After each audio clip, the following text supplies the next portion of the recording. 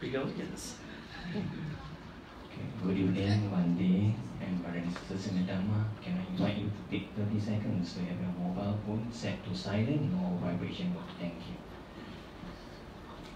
We are privileged to have with us Bante Dr. G. Chandima Tero as our speaker for today under our lecture series 2018. A short introduction here on Bante. Bante Dr. G. Chandima Tero is the resident Buddhist monk at the Ottawa Theravada Buddhist Vihara, Canada. He had served at many Theravada Buddhist centers in Canada as well. Bante earned a BA with first class honours in 2008 from the University of Sri Jayawardenepura, majoring in Sanskrit and minoring in Pali and Buddhist philosophy. In 2015, he earned a PhD in Sanskrit from the University of Sri Jayawardenepura, Sri Lanka for his thesis and annotated translation into English of Ratna Malavadana with a critical introduction. He has lectured in Sanskrit at the University of British Columbia, Canada, the University of Sri Jayawardenepura, and Buddhist and Pali University of Sri Lanka. He has served as the Theravada Buddhist chaplain at the University of British Columbia, Vancouver. He was also the research fellow at the Center of Studies in Religion and Society at the University of Victoria and collaborated at the Nagaoka National College of Technology in Japan. Bante presents a fluent and articulate rendition of the original Pali Sutta at his YouTube channel, Authentic Buddhism, keeping to the true meaning without distorting the words of the Buddha. Today's topic is entitled Pāramitās in Daily Life. Now we would like to humbly invite Bante to deliver the talk. Let's put our palms together and say Sadhu, Sadhu, Sadhu.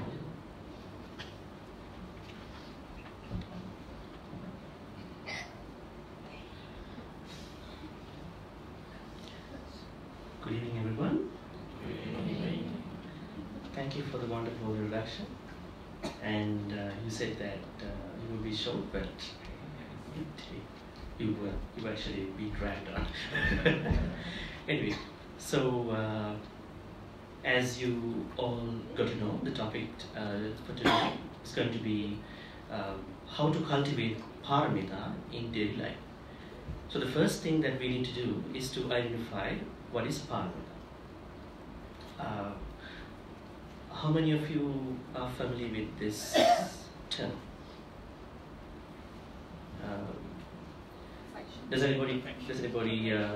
Oh, perfection. Yeah, perfection. I mean, that's one of the meanings of English language. Perfection.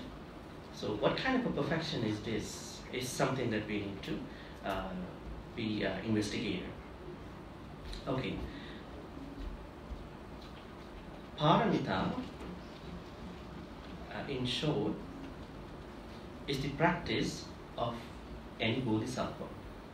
Okay, so bodhisattva means any person who wants to awaken in terms of becoming an arahant, Pacceka Buddha, or a fully awakened Buddha, must undergo Pāramitās in different lengths. Okay, that means as the followers of the Buddha, we also fall into this whole context. In Theravada Buddhism, as you know that you all have choices to make, not like in Mahayana. Mahayana has a nice analysis too, which comes pretty late. So then when something comes late, you know that there is a greater chance of looking at where things went wrong and screwed up, and they can reinterpret. So they have a greater chance. So it's good anyway. So anyway, in Theravada, one can be an arahant, or a Pacceka Buddha, or a fully awakened Buddha. But unfortunately, this fully awakened Buddha analysis has been kind of described in a way much deeper than the other two concepts, becoming a common arahant, an arahant or a Pacceka Buddha. So Pāramitās are what make them, become, that particular position, right? So there are many Pāramitās. Do you know the number in Mahayana and Theravada? Let's talk about how many Pāramitās are there in Theravada Buddhism and in Mahayana.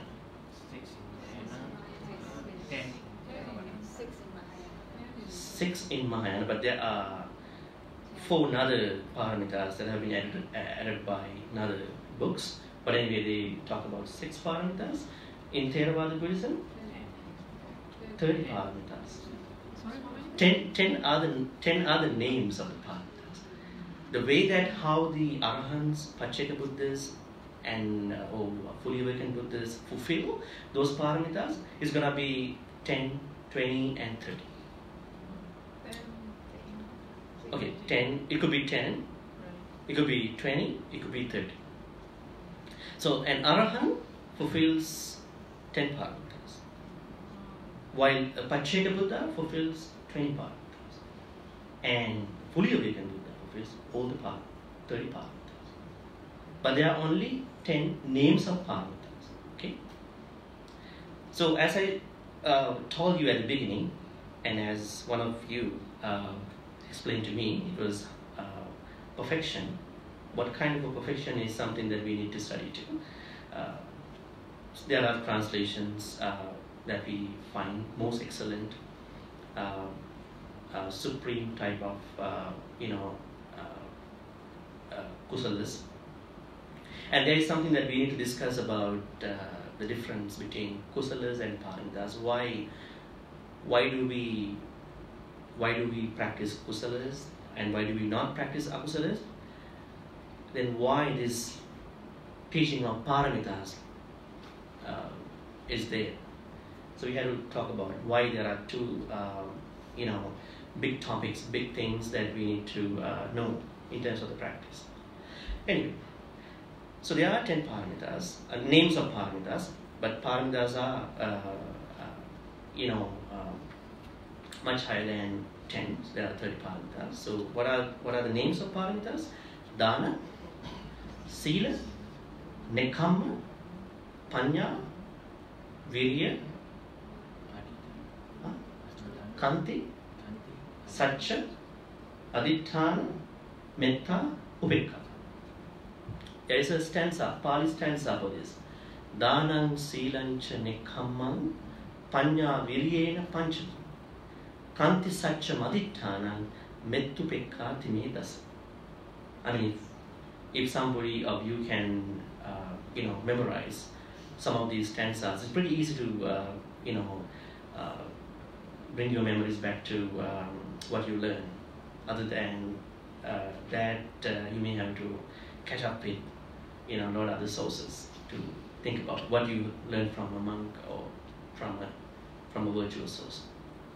Okay, so Dana, Sila, Nekamma, Panya, Virya, Kanti, Satcha, Aditthana, Metta, Upekkha. Now, these are the 10 names. So an Arahant, in order to be an Arahant, one must fulfill these 10 paramis. Okay? But there are another 10. That's the second set of Pāramitās, which are called the same names. Dana Upaparami, Sila Upaparami, Nekkhamma Upaparami, and then Kanti Upaparami, Satcha Upaparami, Aditthana Upaparami, Metta Upaparami. Did you say Satcha? Satcha Upaparami, Metta Upaparami, Upekkha Upaparami. So, in order to be a Pacceka Buddha, one has to fulfill the first two, as I said, Dana Parami, Dana Upaparami, Sila Parami, Sila Upaparami, so and so forth. In order to be a fully awakened Buddha, one has to fulfill another set of 10 paramis, which are called Paramat. So Dana Parami, Dana Upaparami, Dana Paramatta Parami.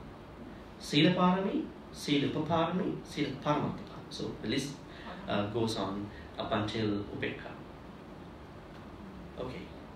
So let's go into the context of the Pāramitās. Okay. So what is Dana Parami? What is Dana actually? Generosity. Okay. So Dana is a main virtue of any religion, any philosophy, any teaching, right? Now, for those who would like to talk about Buddhism from the angle of neither a religion nor a philosophy, and they talk about Buddhist teachings, not Buddhism, not ism, adding to Buddha, right? One of the philosophical ways of presenting that. They talk about teachings of the Buddha, right? So you can see this entry point. So this is the entry point of Buddhism. So also in most of the teachings. So are there any other words for dana in Pali language? Have you ever come across any other word for dana? Have you ever heard a word called chaga? Yes. Chaga. What is chaga? How do you interpret, how do you grammatically explain chaga? There's a grammatical explanation behind that. Chaga comes from chaja, verb stem. Chaja is to chajati, to give up. So dana simply means, without a philosophical explanation, dana simply means just to give. Maybe someone may give and then expect in return, right?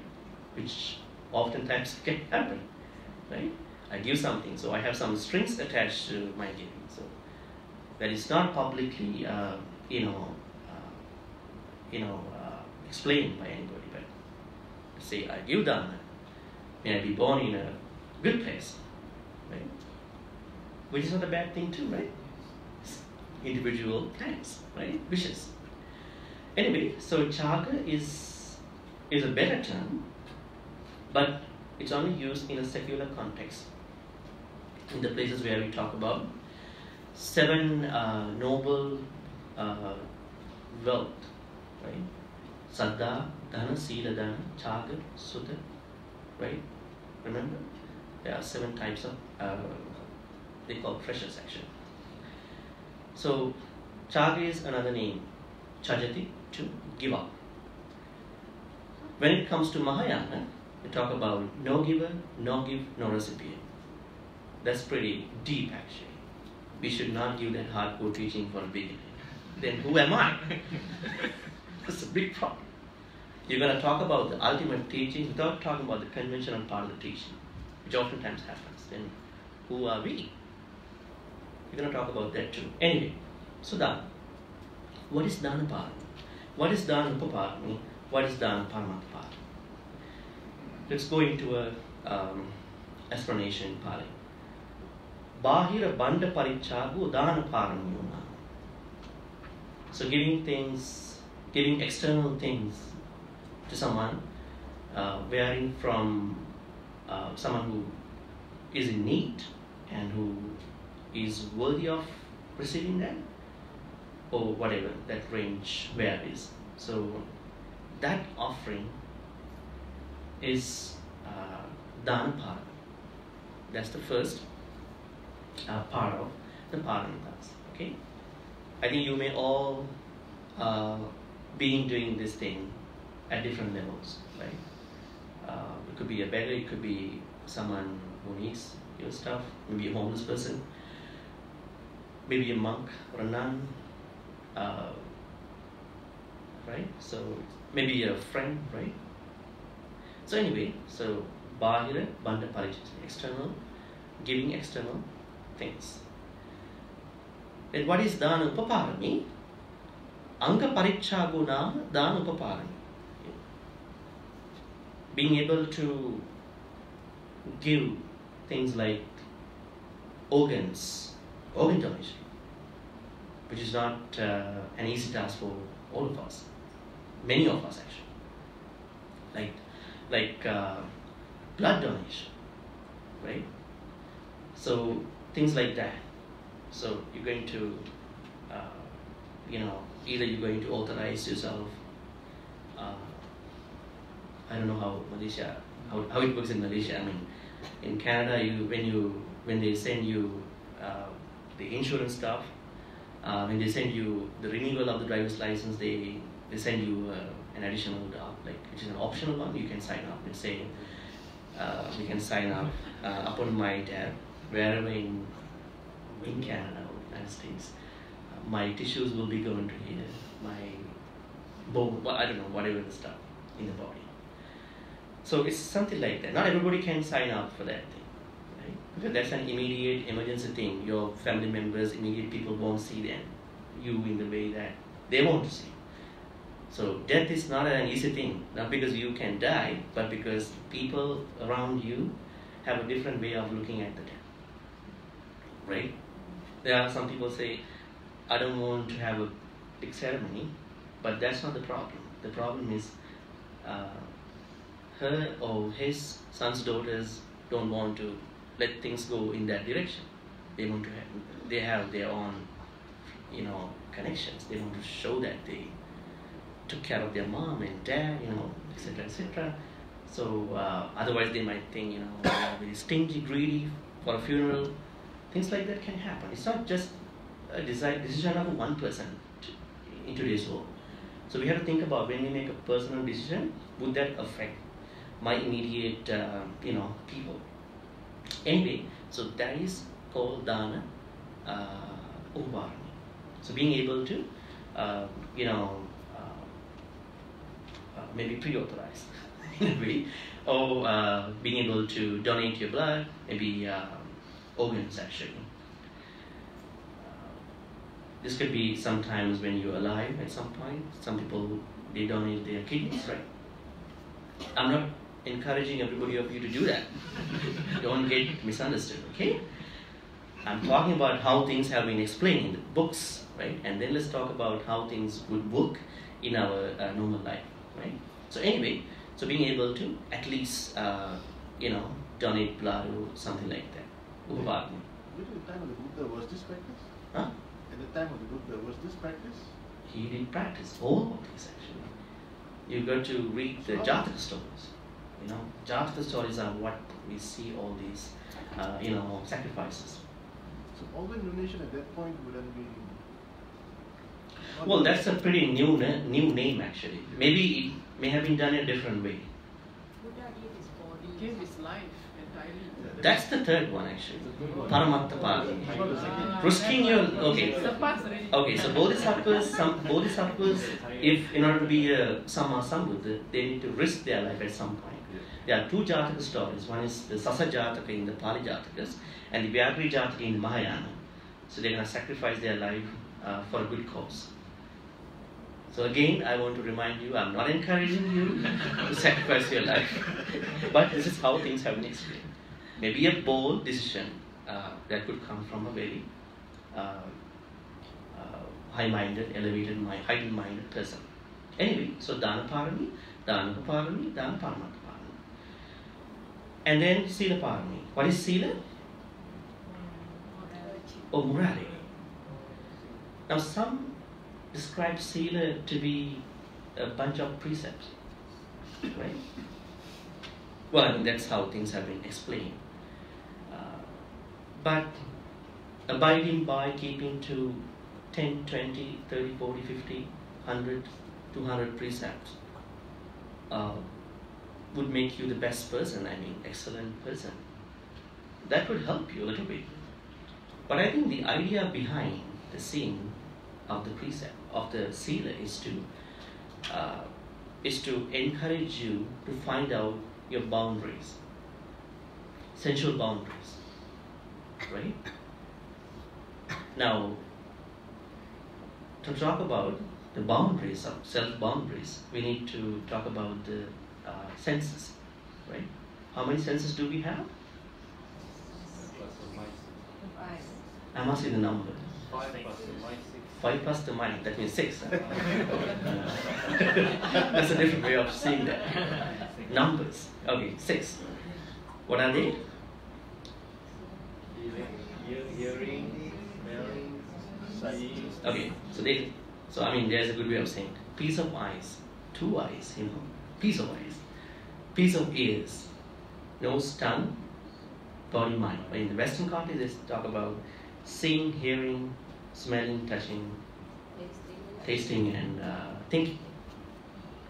Okay, they don't locate the places. So, do we actually have a kind of a boundary for these ones? It's like a self-imposed boundary. For example, someone walks into a grocery shop, a mall, let's say grocery shop, these big places where you get to see, especially when it comes to the seasons like summer, winter, fall, spring, right? There are different goods actually put in the shelves. And then let's say it might be a lawnmower actually, let's say. It could be very expensive in the summer. Everybody wants to buy it. But at the beginning of maybe in the fall, it's going to be sold at a very cheaper price. But nobody's going to buy. Not most of people are going to buy. So then what's going to happen is that such stuff is going to be put in the middle of the grocery shop, which you call the clearance aisle. So now, let's say you've been given a kind of a check or a notice or a note by someone, family, hey, can you go buy this stuff for me? But when you walk into the shop, you get to see the clearance aisle. And then you going to naturally forget about what is in the note. And then, oh, this was actually sold at this price in the summer. Way cheaper now. I'm going to buy this one. So where is the management? I'm not saying it's a control. We should control our senses. Do we have a kind of a management for our eyes? Or do the images take over our eyes? How should it have happened actually? So eyes should have been able to take over the images, right? Not the external objects having a good time to take over the internal things, right? So that's why I'm talking about the boundaries. So these boundaries could vary. Let's say, what about the sounds, right? And the piece of ears. Do we have a boundary? Right? Sometimes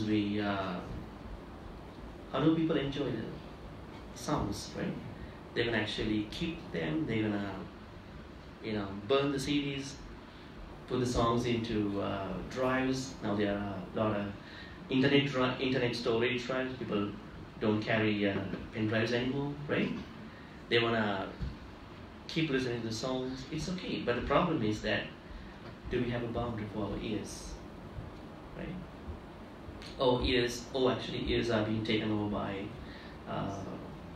the sounds for the most of our time in the day. What about the next one? Nose?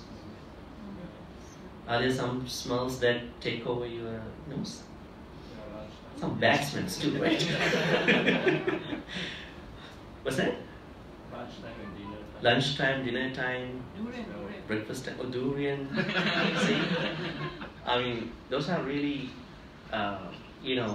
strong smells that could put you, at a very uncomfortable situation at some point, right? And we smell. So the smells can take over your nose. And the fourth one is pretty dangerous at some point. What is it? Taste. This is where most of the people fall, prey actually. Most of the issues come from this problem because of the tasting issues, right? Because they would like to have this much of sugar, this much of salt, right? And then what happens at the end, over time, taste has taken over your tongue. If you take a good look of the diseases, sicknesses among the humans, for the most part, you could particularly see that it's about not having a boundary for the food. No moderation, Buddha talks about it. Mattanyuta, no moderation, right? So we need that boundary. What about the body? Huh? Does contact take over your body? Let's say now you sit down, right, on nice red chairs, right? I can't remember how you sit down. You thought that this would be the best way to sit down for the whole time. But in a few minutes, maybe in split seconds, nanoseconds, you may come to a point, okay, I should move a little bit here, right? Because you're thinking about your contact, getting changed every moment, right? So are the other types of contact, right? Think about your comfy, luxurious, comfortable places where you stay. Can you sometimes stay, without those comfy things? That means contact has taken over your body. The last one, thinking, thoughts. Do thoughts take over your mind, or does your mind take over your thoughts? How does it go to many of you? Trying to manage. Well, I'm asking what is happening naturally. Do thoughts take over your mind, or does your mind take over your thoughts? For the most of the time. But if you are so sure about you, if you are so mindful, if you're trying so hard about mindfulness, then you could stay the other way, at least for a moment. But it's not what happens for the most of the time. So this is why we need a boundary. So we should do a self-investigation about our senses. Yes. A question. So you explained that the senses are the receptor of your boundaries, but aren't senses just receptors and then processed by the mind? Well, mind is usually considered to be the coordinative, sense. Usually, the other four senses are the biggest type of senses. Mind is what processes, all the other, responses. But mind itself can be the same at some point, because thoughts are what designed, created, constructed by the mind, right? So when you understand your boundaries, isn't it? You won't understand. We won't understand our boundaries. That's the problem. That's what we're talking about. We may find balance. We need to balance out ourselves. That is what I'm trying to say. Now, don't go literally about the words. Boundary, yes. Where's the boundary? Is there a barricade? Is there a kind of a wall? Not like that. It's all about the mental stuff. So then, it is more likely balancing out our senses. So balancing out could be different from one individual to the other individual. One might say, I want 2 plates of rice. Someone who had not either breakfast or lunch. It's gonna be a brunch, and then it's gonna be a big portion of the thing. That's how he or she spend the day. But someone else might be there. I had my usual breakfast and lunch on time, so I'm gonna have this much of whatever the food, right? So it's pretty individualistic. Anyway, we need to balance out senses and the related type of pleasures. So the reason why I brought up this senses and their whatever the objects is Sila. In the Sila, we have a greater opportunity to manage all these, right? Now, what about the 5 precepts? What about now 5 precepts were there even before the Buddha, right? You know that? It is what makes you a normal person, right? What is Buddha's awesome addition? If 5 precepts were there before the Buddha, then what is his awesome addition? in the Nikayas, in the teachings. 10 kusalas, right? 10 kusalas. That's a different topic though. What are they? What are the 10 kusalas? What is kusala? Skillful activities. Skillful, not unskillful activities. You can understand what they are actually. There are 3 bodily activities. There are 4 verbal activities. There are 3 mental activities, which in turn can become wholesome and unwholesome. I don't use the right and wrong. Right and wrong is mostly applied to the civic language, legal jurisprudence. For example, I would say, if you, in some countries where I'm staying to, you can hunt. You can hunt legally. You can go fish, do fishing. It's legal. It's right, no problem. But it's not morally good. That's the problem. I'm not talking about everybody. They all have a choice to make. But things that are legally right are not morally comfortable, morally wholesome. That's something you need to understand. Right? So anyway, 3 bodily activities, 4 verbal activities, and then 3 mental activities. There could be the wholesome side or the unwholesome side. So let's talk about the first 3. What are they? The bodily activity, what are they? Not killing, not stealing,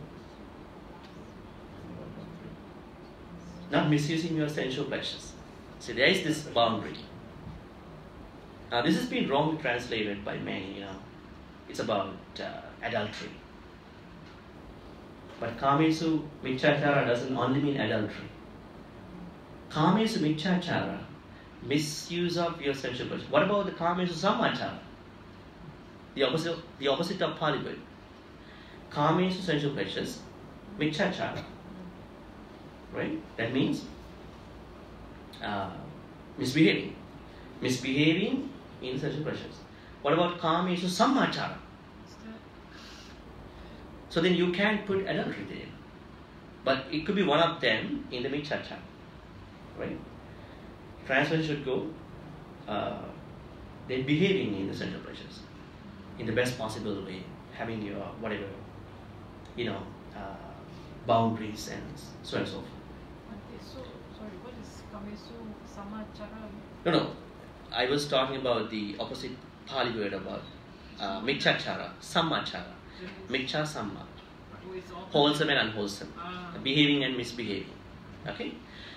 So there are 3 then bodily activities. It could be killing, it could be not killing. It could be stealing, it could be not stealing. It could be misbehaving in sensual pleasures, or it could be behaving in sensual pleasures. Right? So these are the first 3 kusalas or 3 akusalas. Okay? And then we're going to talk about the 4 verbal activities. What are they?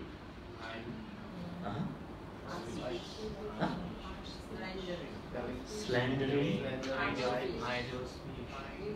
Idols. Okay. Lying, slandering, Harsh word. Yeah. Word sign the speech too. Okay. So musavada, right? Musavada means lying. So the opposite is not lying. Parusavacha.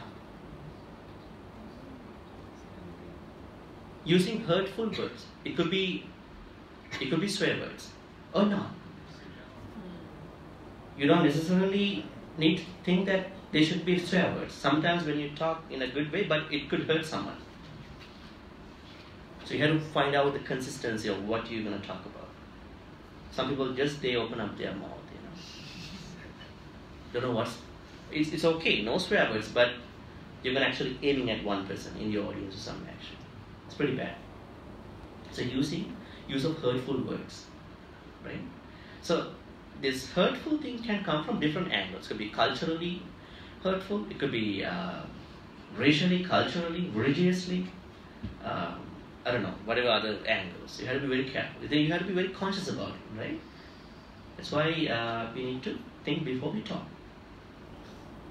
Could be a second you might need to think, but it's always good. So parusa vacha means either using hurtful words or the opposite. And then sampappalapa. Not sampappalapa, right? Parusa pisuna vacha. What is pisuna vacha? Slandering. What is slandering? You are talking behind the back. So Eric is a good person here. And somebody is going to the back of the business. Worst person I ever see. Like you never hear this conversation, but it's going. Not actually. Don't worry about it. But this can happen. This has happened. What could be the cause behind this? Utter jealousy. Not understanding the real nature of your success by someone.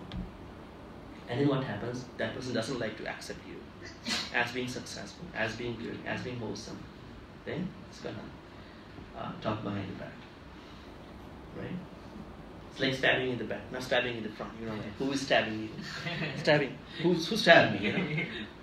It's something like that. Okay? So it can come out of sheer jealousy. It's a different topic. Okay? And then the last one that could happen from your verbal part is sampappalapa. Sampappalapa has three meanings. One is becoming a gossiper or an idle chatter. So I see a difference between idle chatter and a gossiper. What is a gossiper like? Don't look at each other. They might get misunderstood. What is a gossiper like? So gossiping has things that are not really happen, which are called abhutavadi. Things that have not been happened. That could be one angle of the consistency of the gossiping. It could be something that is not meaningful at the moment for the conversation. It could be something that is not directed at the time. There are different angles to find out whether this conversation is gossiping or not. What is an idle chatter like? They just talk for nothing, you know. He's coming there and then he's like that, right? So when you keep talking idle stuff, when you keep idle chatting, then what happens? You're gonna add your own imaginary, right, stuff into the conversation, which will end up with a lot of, false speech, right? You're not mindful about what you're talking about, right? You simply want to spend your time talking about, this and that. In Canada, when people don't have something to talk about, hey, weather looks good today, right? How is the weather now? It's good, right? Talking about something really interesting. People never get hurt about the weather. Right? Always talk about it. If you want to make a good conversation, weather. That's one of the best conversations. Would not work in here, right? Pretty hard, right? Anyway, so Hey, politics would be. Huh? Politics. Politics. Okay, that's a different topic. It should end up being very angry, sometimes frustrating at some point. Right? Anyway, so sampappalapa. So these are the 4 verbal activities. Could be kusala verbal parts or akusala verbal parts. What about the last 3? Mental activities. What are they? Ill will. Ill will is one of the things. How do we call that in Pali? Vyapada. Okay? Vyapada. But there's one more actually before Vyapada. It's called Abhijja. Envy. And then Vyapada is ill will. And then Michaditi is called wrong view. Okay, let's talk about these 3. What is being envious? Okay, so envy and jealousy, these are pretty same, man. Look actually pretty same, but they are different. What is being envious? What is being jealous? I think people use jealous, being jealous for things that other people could have been, or they could have been being envious. So vice versa. So being envious means that you simply think that things have come to the people that you don't know, and you don't have any personal relationship between the goods, objects such people receive.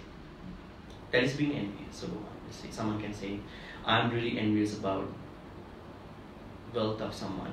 I'm really envious about education, knowledge, whatever, wealth type stuff. But someone can say, okay, that is something that I actually was expecting to get, but this person got that. Maybe a scholarship, maybe a person, maybe some money, maybe a job. So when you are making a personal connection between the object and the person, that's gonna be the jealousy. If you don't do that, but you simply liking the stuff that other people already receive, that's called being envious. So in here, abhijja means being envious.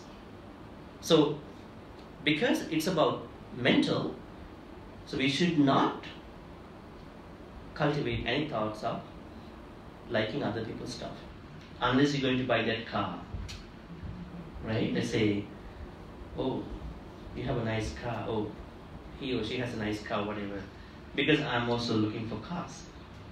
I want to make a reference. That's why I'm not that, okay, that vehicle, that person is actually more successful than my people who I stay with.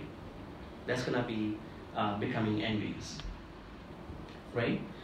And then that's called abhijja. And vyapada, if we simplify this ill will thing, thoughts of destroying other people.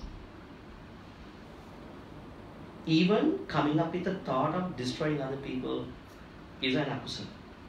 You don't share with other people. What are the ways whereby people can destroy other people? Beings. They can destroy their character assassination. Do people do that? Yes. Where do people do that? Could be on social media. Sometimes they hit the share button. It's pretty easy to do that now. Just hit it. Wrong information about someone. Right? Without references. So you share, okay, let's say you are a reputed person and you share in the wrong information.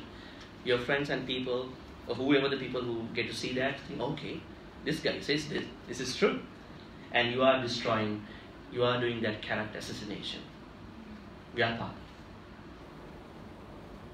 Sometimes it could be mental bullying, emotional bullying, right? So vyapada is a very dangerous one. Actually, before doing pranatipata, everybody comes up with vyapada, thoughts of destroying. So that means this is actually more dangerous than, I think pranatipata won't happen without vyapada. So they all actually connected, highly connected. So micchaditthi. What is micchaditthi? There are two sammaditthis in Buddhism, right? What's the sutra for that? Sammaditthi Sutta in the Majjhima Nikaya. Buddha talks about Lokya Upadivepakka, so Sasava Upadivepakka, that is one sammaditthi, and the other one is the noble type of, like Anasava, Arya sammaditthi. There are two types of sammaditthis. One is secular, one is transcendental. Like, what is a secular sammaditthi? That is what we all should have. If you don't have, you are not a follower of Buddha. There are 10 things that we need to believe in. Not just the mere belief, but you need to think about. My mom exists, my dad exists. Benefits of dana exist, right? And there can be spontaneous beings. Who are they? Spontaneous beings. Huh? Only devas? What are the ways whereby beings are born from? There are 4 types of ways that we can see the birth: Andaja, Jalabuja, Sansidaja, or Partika. Andaja means beings born out of an egg. Jalabuja, beings born out of a womb, like us. And then Sansidaja, beings born out of the amalgamation of dirty things, like some snakes. Some snakes can be born from some dirty stuff too, right? And the last one called Upapatikas. This is the Pali word for spontaneous beings. Who are the Upapatikas? Not even devas. Any being who is going to be born without the parental connection, they are the spontaneous being. So definitely, devas, Brahmas too. So Brahmas are higher than the devas. There are 16 material Brahmas, Brahma balls, and then 4 immaterial Brahma balls too. So there are 20 Brahma balls higher than the 6 heavens. Anyway, so we are deviating from the topic. So anyway, Samadhi has both sides, secular side and transcendental side. So as the followers of the Buddha, we need to trust in these 10 type of things. You need to look it up on Google because it's kind of off topic today. So anyway, so Sila means not just the precepts. Precepts are things that could help us to stay focused, but you should have this thing called as boundaries. You have to know who you are. You need to get to know who you are actually. That is what makes you a good Sila person. Right? And have you remembered a place called Thunderheads? There's a sutra about Thunderheads. Buddha talks about 4 people, about how they practice Sila. He used thunderheads like rain and thundering as a simile. There are times where you see only rain happens.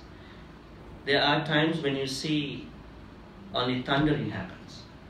There are times you see the both thundering plus rain happen together. There are times when you can see neither rain nor thundering happen. And he talked about 4 people using these 4 similes. Actually, it's about Sila, to my understanding. So there are people who always talking, but don't do that much. I can do this, I can do that. But when it comes to real action, they do nothing. Right? Yeah, so that's the second person actually, the thundering one.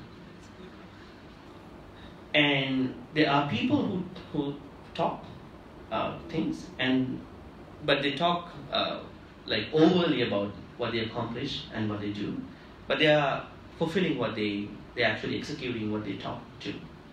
So they are the first person. Raining, right? Raining and thundering.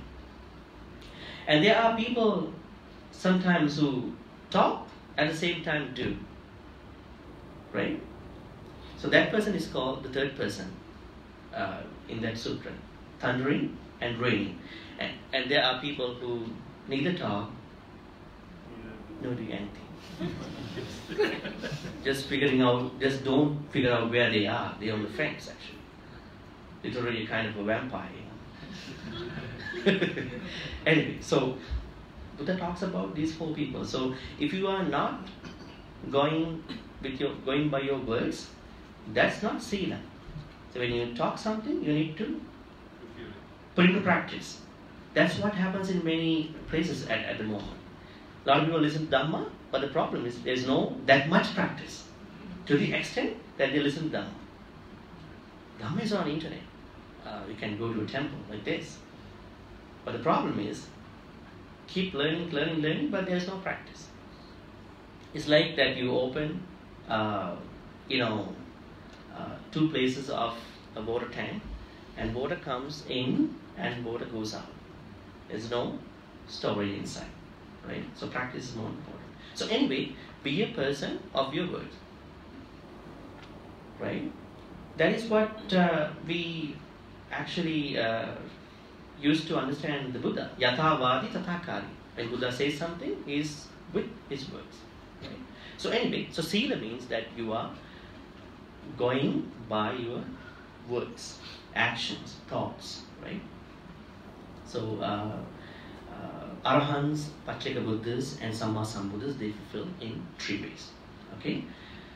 Arahants only fulfill the first one. Pacceka Buddhas only fulfill 2. And the Samma Sambuddhas fulfill all the parts of Sila Parami. Okay, because the time is going fast, I'm gonna only talk about the meaning of the Parami from now. What's the third Parami? Dana, Sila, Nekkhamma. What is Nekkhamma? Oh.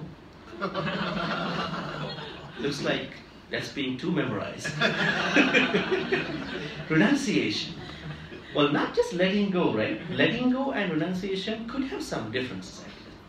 Sometimes we say, okay, can you let go of your past because you have some grudges about somebody? Not that easy, right? You know that you need to let go, but the memories keep coming. But renunciation has a different perspective. Now, Buddha says renunciation means that you are able to renounce.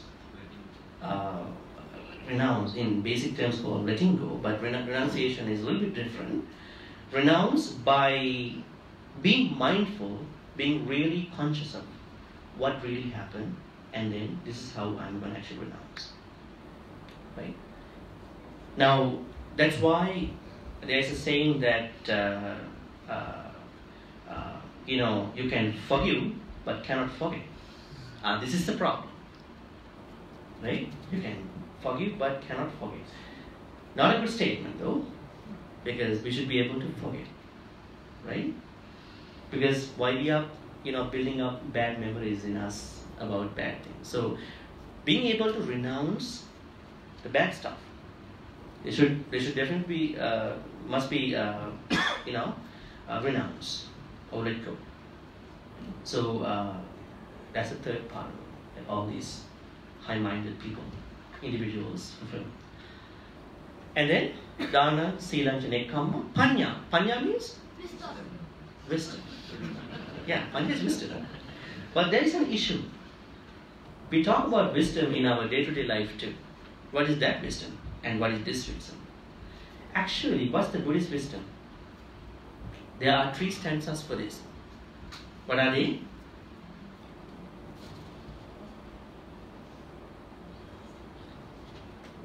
Can you remember?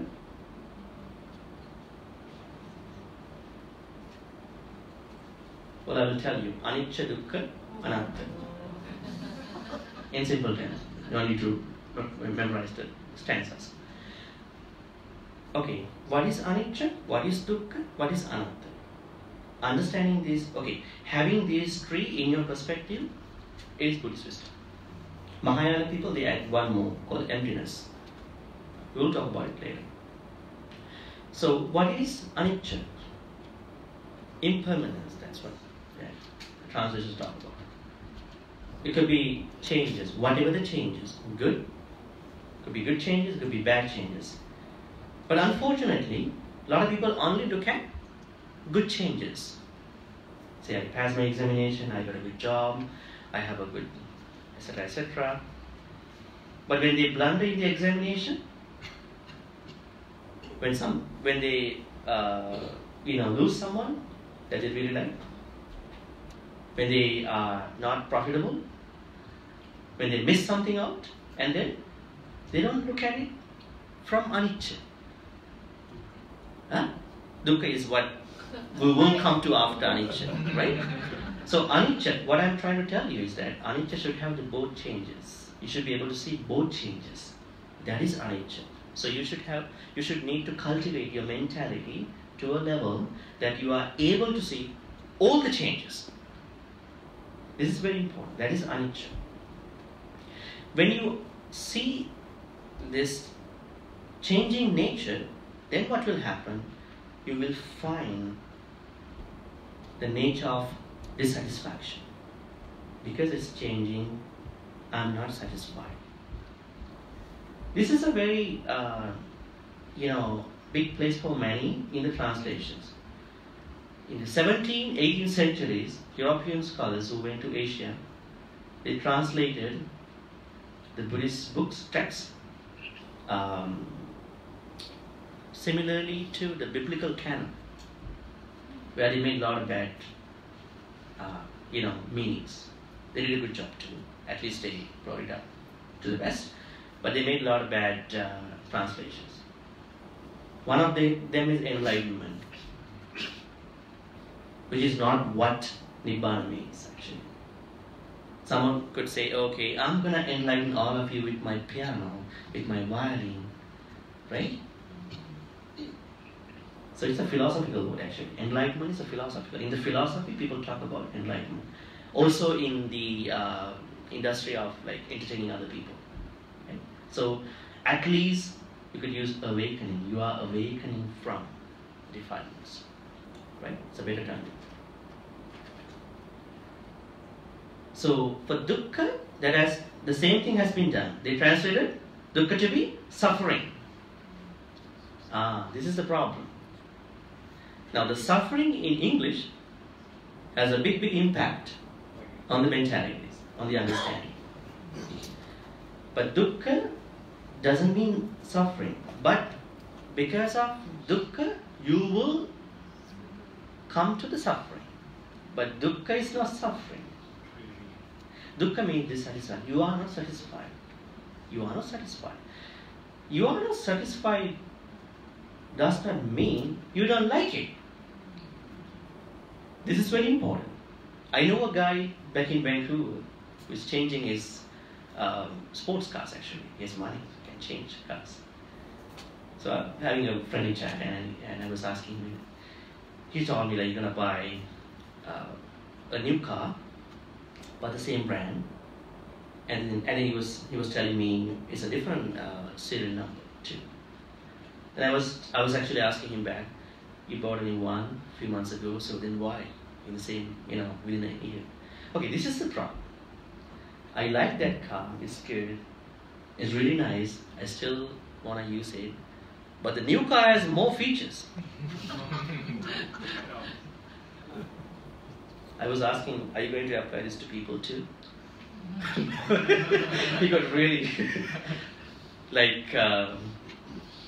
upset about it because he didn't think the same way that I thought about it. Like, you like it, but you're not satisfied with that. That's a big thing that we should address in our lives, right? We should find our satisfaction, not changing people, not changing stuff, right? Where's the boundary of our happiness? So happiness is actually individual, as I said to you at the beginning. Anyway, so dukkha means dissatisfaction, unsatisfactoriness. But when you are highly dissatisfied, unsatisfactory, it could lead you to suffering. But it's not suffering. So when you don't see the changes of any situation of your life and beyond among your friends, people in the world, then what happens? Immediately you become dissatisfied. Right? And then what happens? At the same time, you are applying your conventional self in a bad way, that which you call ego, in common English. Sakkaya ditthi. You are applying sakkaya ditthi more than what you are supposed to apply. And Buddha says, I, me, myself thinking is something that we need to understand at a conventional level and at a non-conventional level. That's what I'm saying. Those of them who try to talk about the deeper levels of Buddhism must talk about the conventional level first, and they talk about the non-conventional level. Like some people say, there's no giver, no gift, no recipe. So then, people who don't have the same thinking, same exposure, will get really, surprised, flabbergasted, right? Anyway, so then trying to understand your conventional self and then non-conventional self. That is anatta. Actually, the main goal of Buddhism is to understand anatta, which you call trying to understand not self, both conventional at conventional level and at non-conventional level. This is what we should all try to aim at. For example, let's say someone makes you angry, and then what immediately happens to you or somebody? Okay, this person made me angry, did a bad thing to me. But you never think that the person that you talk about, your previous self, 2 minutes ago, doesn't exist anymore actually. It doesn't exist anymore. He scolded or blamed that previous me, which does not exist anymore. That means you understand, you put in anatta into the situation. See? But do we do that? No. He scolded XYZ. He, she couldn't have talked like that. This is so that means we don't have a good understanding about anatta concept, the third part of the wisdom. So wisdom means in Buddhism, anicca, dukkha. So you are trying to develop a mentality which has anicca, trying to understand changes, whatever the changes, and then trying to understand the related dissatisfaction, and try to understand not self with everything. And then Mahayana teachings talk about emptiness. That means there is nothing, right? That's called emptiness. So that is Buddhist wisdom. But what we talking by periodical wisdom, like now we are in our day-to-day life, we should be wise enough to talk to other people, act, behave, right? Otherwise we may make a mistake, we may speak ill of other people. So that's periodic, right? So we know that what to talk, when to talk, where to talk. So those small things. So wisdom is different from one teaching to the other teachings, but in the Buddhist teachings, wisdom means trying to have a mentality that has anicca, dukkha, anatta perspectives, and also emptiness from Mahayana. And then what's the other next paramita? Panya. Virya. What is virya? Efforts. Okay, now Buddha talks about the wholesome effort. There are 4 types of wholesome effort. What are they? Putting effort to develop the existing wholesome activities. Those 10. That's the first one. Putting effort to create the non-existing skillful activities. Let's say you might be getting angry, faster than someone else. Then you understand that this is not good. So you're trying yourself not becoming angry as much. Right? Trying to develop good things that are not within you, but you are putting effort on letting them happen. The third one, trying to develop the existing good one, as I told you, and then trying to cut down on the bad things that you already have, and putting effort to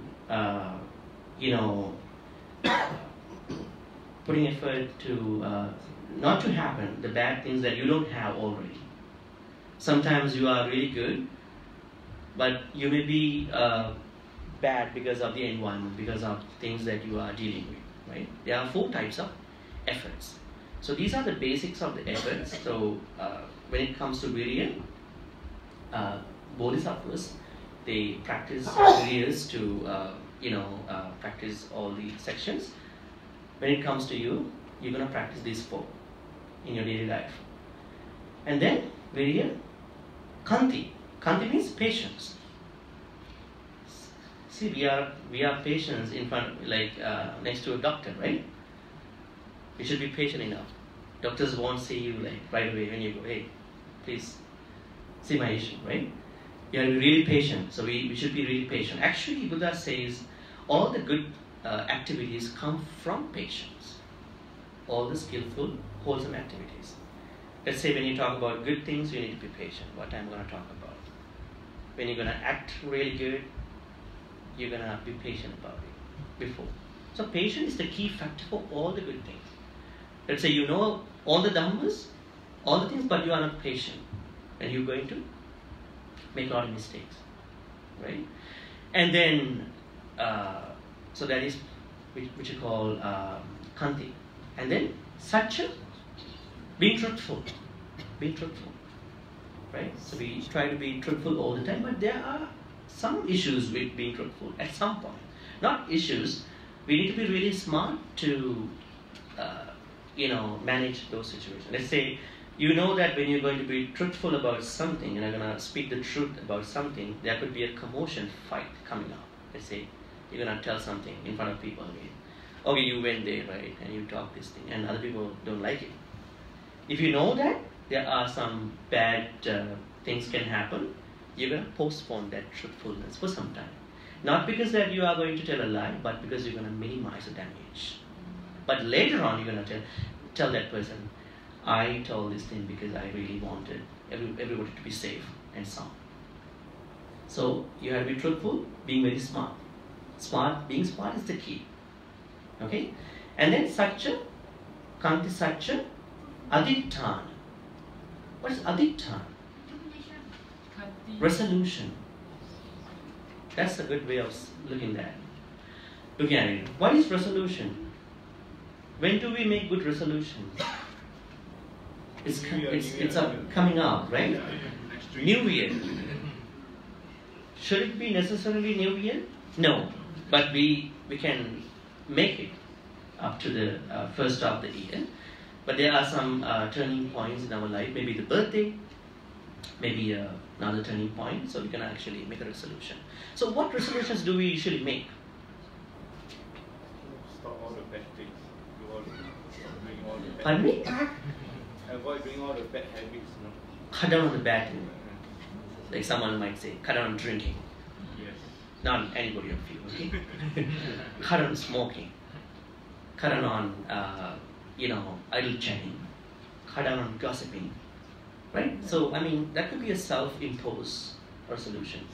When it comes to the bodhisattvas, they have a very strong resolution. So, I really want to be a Buddha. Right? So, they need to be given that precise statement by another Buddha, like the Buddha Maitreya, which is called Maitreya Bodhisattva, was given that by the Buddha Gautama, right? In where Sankasa, right after he came from the heaven after preaching the mother.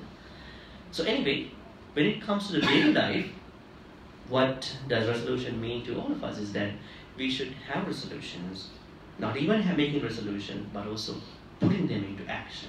That's the most important. You have to have your self-mission to achieve that vision.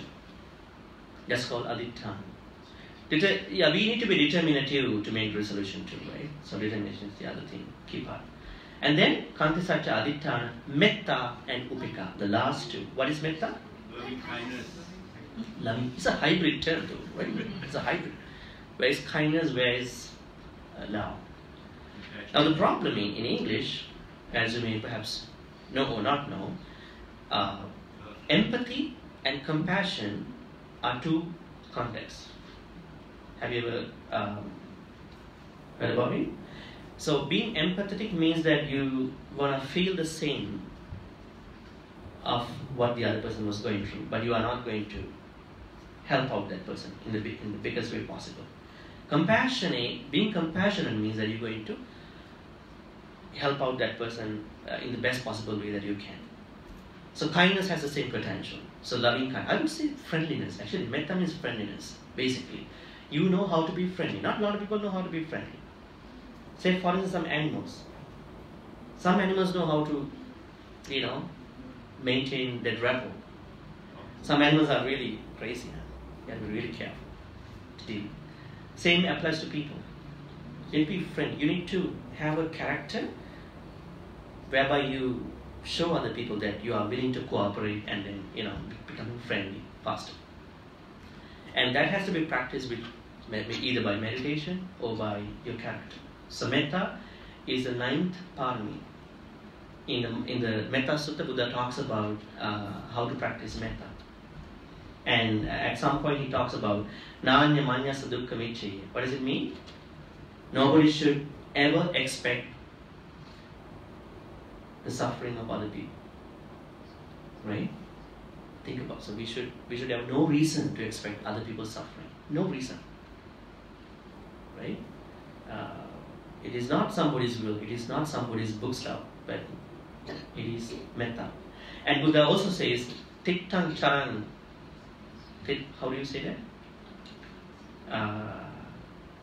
Tiktang Charan Nisinova Sayanova Yavatasa Vigatamito Etan Sating Aditya Brahmametan Vihara. How do you translate this one?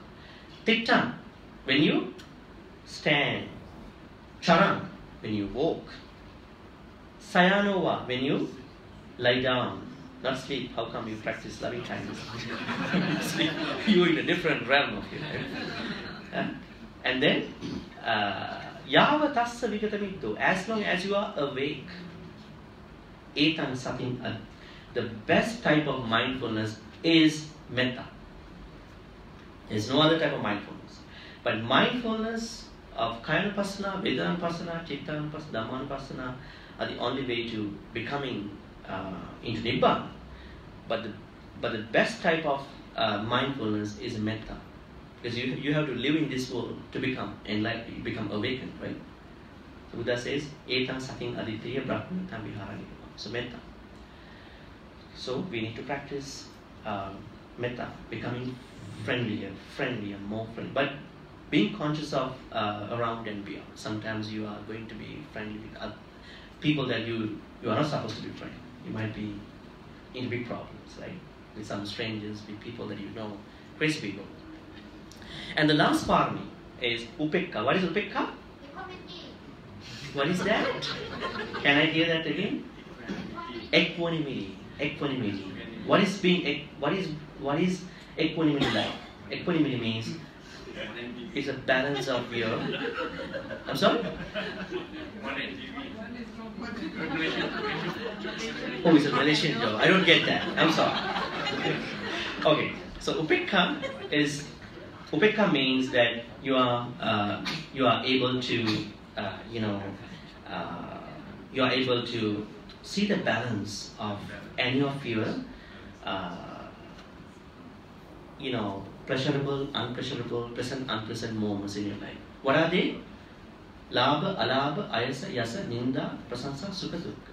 It could be gains, losses, honor, dishonor, praise, blame, happiness, unhappiness. But what happens to us? When somebody compliments, I don't pick you this time. When somebody, gives a compliment to someone, say, you are the best. What happens? That person will becoming overwhelmed with that compliment. The next day, when that person doesn't do well, say, you are the worst person I ever seen. So sir, all of a sudden, what happens to that person? That person constructs a picture, kind of a self-imposed image in that person. I'm the best forever. It won't happen. Like all the other things too, like honor, dishonor. So we have to know that these are changing. But the most important thing is to see them patiently and then with mindfulness. Don't get either mad or overly happy about it. Right? Just trying to be conscious of what's going on so that you are pretty good. You are okay. That's why this is the highest part of me. This is really different for many. Okay, now I will take a few minutes to talk about how we're going to put them into daily life. Dana, entry point. We really need to be generous in many ways. Not even just offering food to a monk or nun or giving food to a person that is in need. What are the other ways of becoming generous? Being generous. Sharing knowledge. Not even that. Giving your time for someone. Time is very precious. In some countries where they are paid for the hour. Right? You're giving that time to someone, volunteering. How many marvelous, wonderful ways that you can be generous? Think about, find out. how you can be differently generous, not similarly generous, differently generous. So that is your daily practice. Okay? And sila, yes, trying to be very mindful about your boundaries, where I am at. And then, nekkamas, am I really into something that I can renounce, letting go my bad stuff, or the things, or am I always building up unnecessary overly desires? So you are having a daily practice of how you're going to work out with that. I know when I was the chaplain at UBC in Vancouver, there was someone who approached me saying, I had this kind of thinking. One day I decided I should go sugar-free, don't eat chocolates, one of the students. And then when I was going through the student union building, there are shops that I can see the good chocolates, the Swiss chocolate, those slabs. I can't actually get over that feeling. Then what happens, I was trying so hard to go sugar-free for 4 days. I was okay. But on the 5th day, I had to go for a party. There were a lot of chocolates. I ate to compensate for the whole time. Because you control your feeling. You never saw why I want to go sugar-free, why I'm doing this good thing. So that's why don't do any good thing without being mindful, without looking at the consistency of what you are going to do. Otherwise, it will give you a very terrible, very bad time, very hard time too.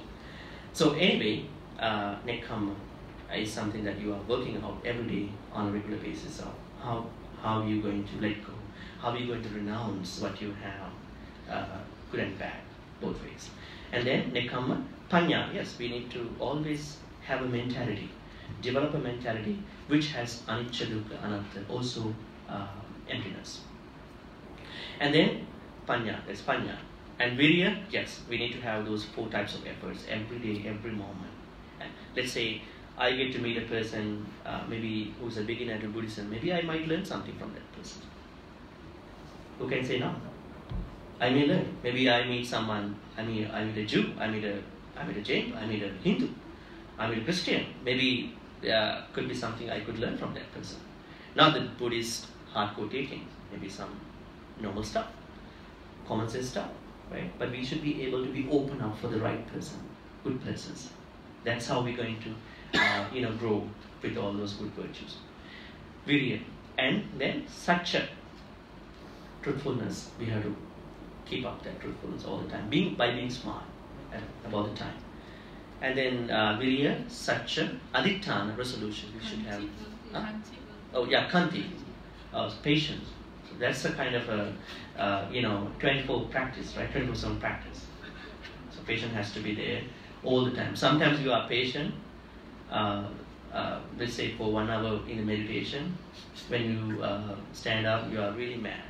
You are really grumpy about something. Someone phoned you, right? Then you don't know that what happened to your meditation, right? That's a problem. So that's why we have to keep up the practice as much as we can. Kanti.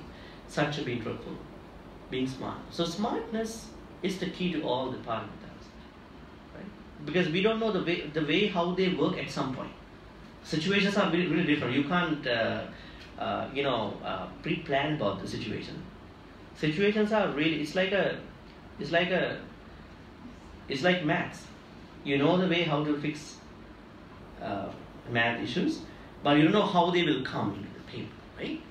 But you are ready, you are preparing yourself. Adhitthana, and then metta and upekkha. So every time you need to keep up your friendliness, nature of your friendliness, no matter what happens. You are friendly, you are not getting upset, you are not getting mad, you are good. If there's a problem, you're going to looking into the problem in a very comfortable, convenient, friendly way, friendly manner. Upekkha is the best, the most, parami.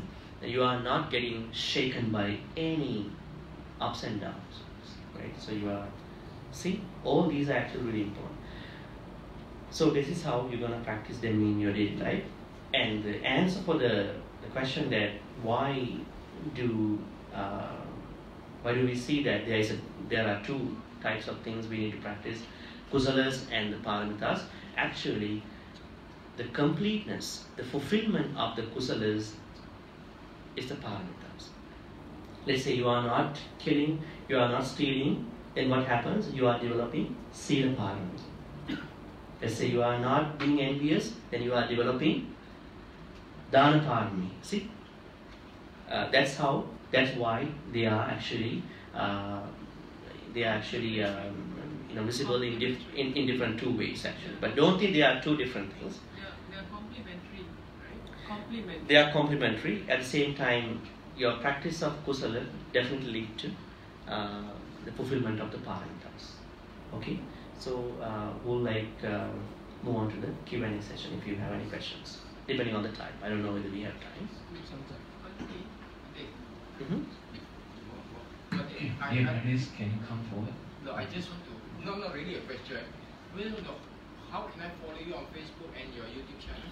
Oh my goodness. Is that a question?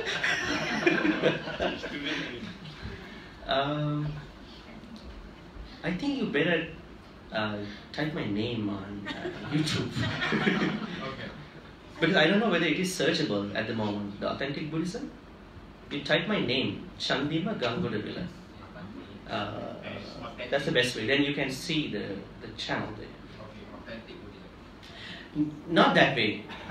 The channel is still getting audience, so it's not, I don't think it's still searchable that way. So better to type my name and then you see a bunch of my talks and then you can see who uploaded. That's my name and you can subscribe. What about your live Facebook? Is this Facebook is my private. Oh. Sorry. That's okay. But you can follow the public posts too. You don't need to be a friend, but sometimes. Yeah. It's okay. Don't worry. I was joking. Yeah. Seek some clarity on Satya, Aditam. That two I'm not, especially Satya, I don't quite. Satya means being truthful. Correct. Aditthana means being able to make resolutions and working out to make them happen. Internal, your own inertia to move towards something. That's. Well, I think those are two different stuff. Like when you are truthful, then you know. Actually, it's kind of connected to. When you are truthful, then you know what to make as a resolution, and then when you have a resolution, you need virya to execute, continue, keep continuing. You mentioned something about Satya. You said something about being truthful at the right time. Yeah, Being truthful only. Yeah, that's my addition actually. That's a kind of a secret, top secret about being a truthful. Because a lot of times you see the translations and the talks go, hey, you got to be truthful all the time. But the problem is, you never know. There are many times when you are literally being truthful. You are leading up to a commotion, fight, arguments, right? It's like what the media guys do. They're gonna go paparazzi people. They're gonna take everything and gonna publish. If they don't have this strong publication ethics, actually, so we should know when to talk, what to talk, how to talk. That comes from being smart. Truthfulness is the legitimacy of what you talk about. It doesn't say, the word doesn't say that you are talking, being very smart. But don't take it on the other side. Sometimes people can be smart to talk about bad things too. But here you're going to be smart to execute the truthfulness. Would you look at the first 6 parameters to kind of assess what is truthful at the appropriate time? Like the first 6 like generosity. Well, dana.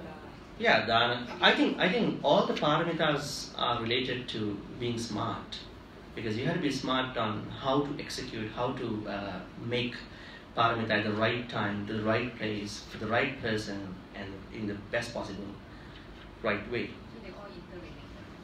They all are related. That's why it's a package. 10, 20, 30. What sutta and which nikaya do we want? That's a good question. Actually, the first 4 nikayas. No, Nikayas are. There's many suttas. Yes, I'm going to explain to you. Yeah. Nikayas are compilation of the, the Arahants who were at the time of the Buddha, actually when he passed away. But what happened was that when the Nikayas were compiled, and then the Mahayana,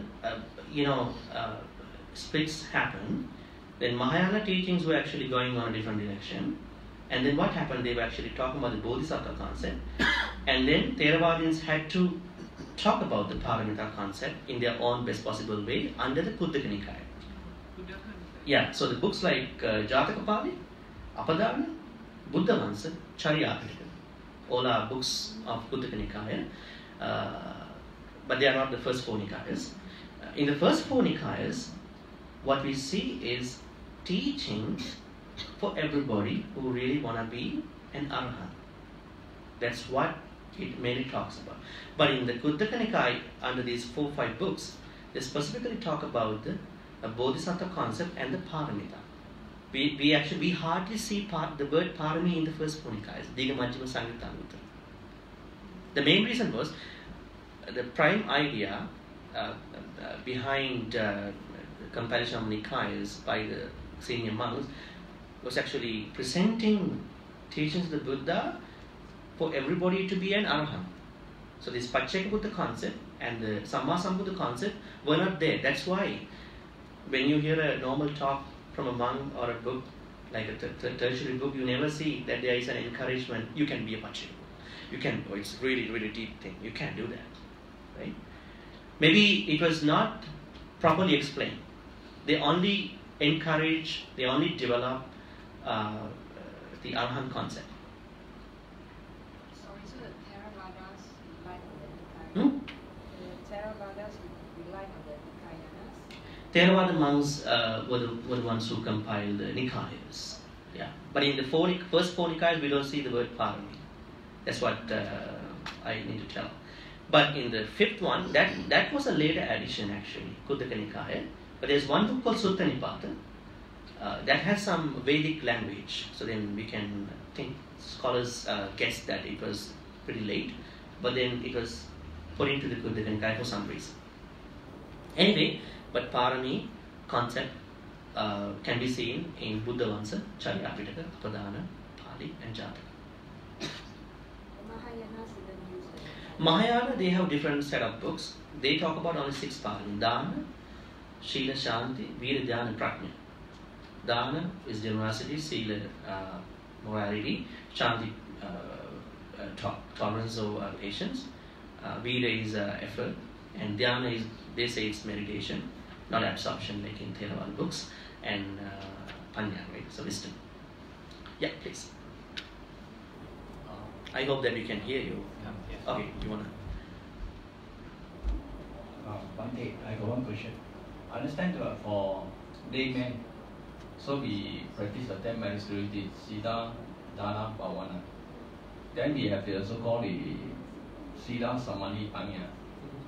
I mean, so and just only that you share, the one is for, it's a prerequisite for a Bodhisattva to become the Buddhahood. No, becoming for Arahant, Pacceka Buddha, it's a common thing. It's common. Yeah. But normally for us laymen, we will follow. I mean, we follow the 10 spiritualities. It means Siddha, Dana, Bhavana. Well, I mean that's a later teaching. Dana, Sila, Bhavana, Patti, Patta, Anumodana, Veya, Vacha. This is a list of 10 meritorious acts, yes, which came pretty late in the books. Yes. We're talking about the textual books actually, early books. So, and in the Buddhist literature actually, we get to know there are 10 meritorious activities called Dana, generosity, Sila, morality, and Bhavana, meditation.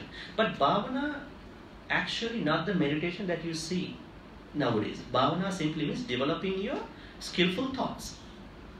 If you sit for 10, 12 hours, but you never develop your skillful thoughts, what are you doing? You're wasting your time. Right? That's why there's a cartoon, like a whimsical cartoon. The dog was actually asking from a bad meditator, this is what I'm doing too. Well, respectfully, I admire the people who meditate, but I mean, people who do that way, that's not good. You're wasting your time.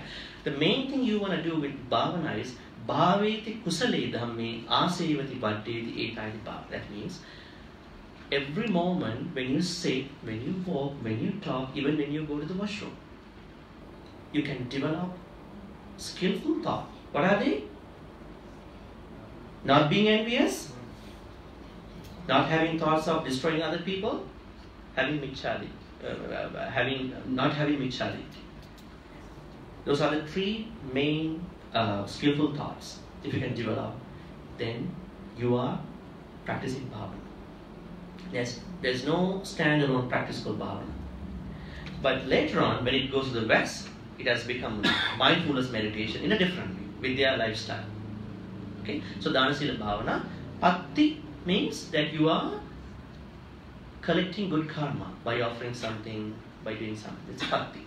Pattanumodana, not even that you are collecting good karma, but also you are giving those good karmas to some people, like dead people and the devas, brahmas, whoever the other people that you never see. Pattanumodana. Veyyavacha, helping clean out. Right? Sometimes there are people who don't clean up, right? They just, that cleanliness is very important, right? Is it okay? Okay. So the cleanliness is very important. So when you have a very nice and tidy place, no matter what, it's like that. There are people who, I usually tell this to young guys, like you can't do meditation if you don't arrange your bed once you woke up. When you wake up early in the morning, arrange your bed. When you see that your bed is arranged, then that's the good mind that you have to make yourself to meditation. When you drink a cup of tea, when you eat, when you drink, after whatever you're done, you don't wash your cups, your plates, but you're trying to meditate. You don't arrange your library, books, you don't arrange your stuff.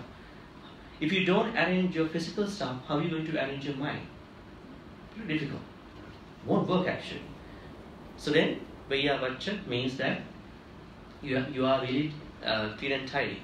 And Apachara is that you are respecting the elders and the people who are really worthy enough. And then, Veyyavacha, Pachara, Desana, talking Dhamma the Dhamma that you already know. And then Suti, listening to Dhamma. And then Dittiju, you're trying to figure out your perspective. So this teaching was a later teaching. And don't mess it up with 10 Pāramitās. But it's good though. There's no harm. But you have to figure out, this was a later teaching, that was early teaching. If you don't know that difference, then you're going to start from a later one. Okay? Any more questions for the sisters?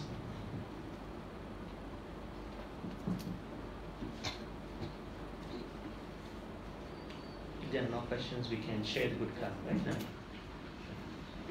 If there's no more question, before we share merits with the devas and our departed loved one, we have a few announcements to make.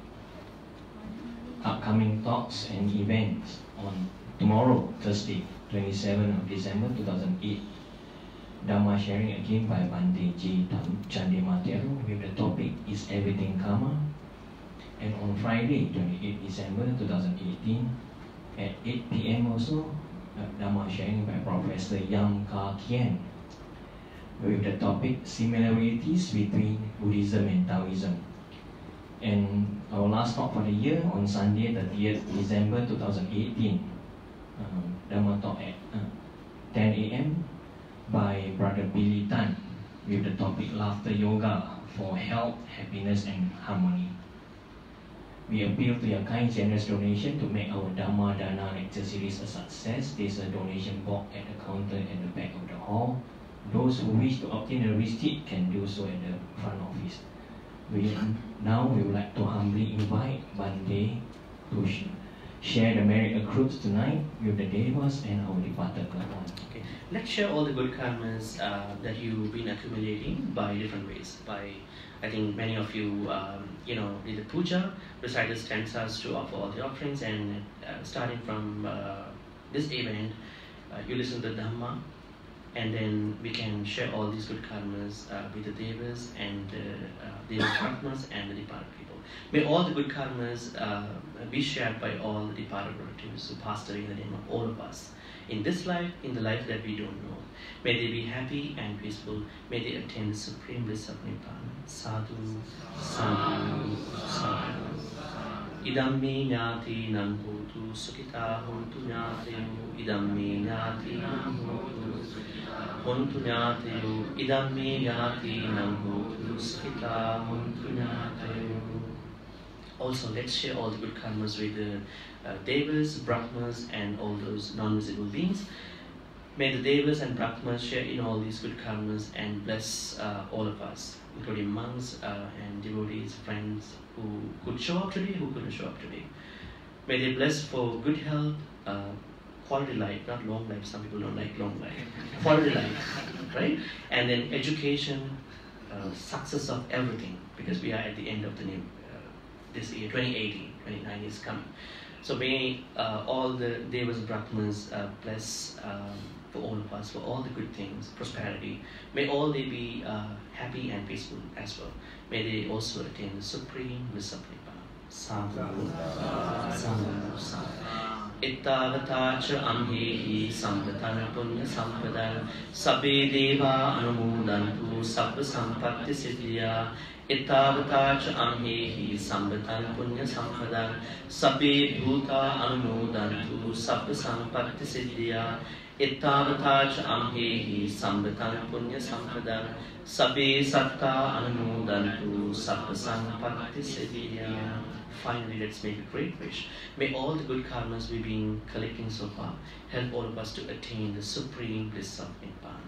Sadhu, sadhu, sadhu. I'm going to bless you with a couple more stanzas. Please listen mindfully, attentively.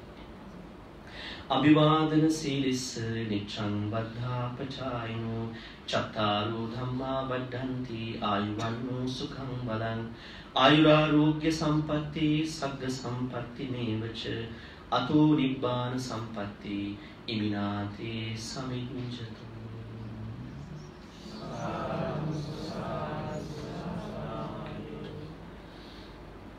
Have a good night too.